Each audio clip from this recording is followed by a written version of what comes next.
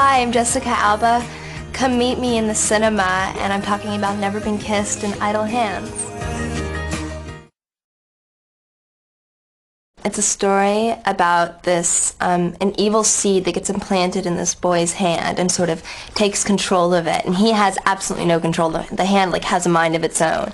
And it just goes on this killing spree.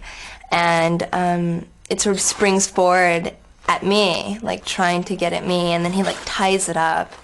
And eventually he cuts it off, and the hand just sort of goes on its own, starts killing people, and he has to sort of kill the hand.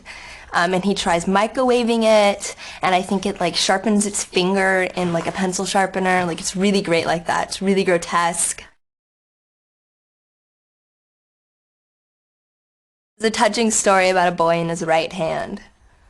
And it says this dark comedy will give all the horror movies the backhand. Because it's not, it's sort of poking fun at the horror movies that are out. And I think it's about time. I'm more into comedy than about, screaming and running away and trying to be dramatic and taking myself seriously. And there's this time for something like that, So, if you can laugh and scream, I think it's a lot better than just screaming through the whole thing. Tons of blood.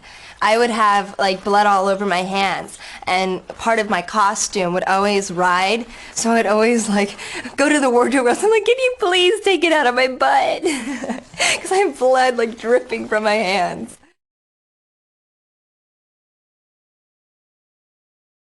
We got Offspring to be in the school band, and I went to 2 Offspring shows, after. Love those guys. They're so awesome. They're such good sports. It was the first time they've ever done a movie.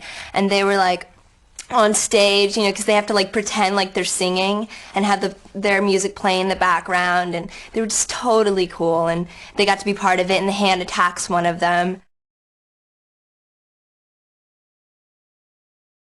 I was definitely the Josie Grossi. I was the girl that I wasn't cool enough because I didn't go to parties, or I didn't dress in Guess and Bongo every day. So I wasn't, wardrobe wise, I wasn't cool. And I didn't smoke bud or anything like that in 6th grade, so I wasn't cool. And I just did my schoolwork and ate lunch by myself under a tree, so it was all good. I got a cameo in Leaving Las Vegas with Nicolas Cage, but it got edited out, unfortunately. It was awesome because I think he's just the most incredible actor, and he's so nice. He's so sweet.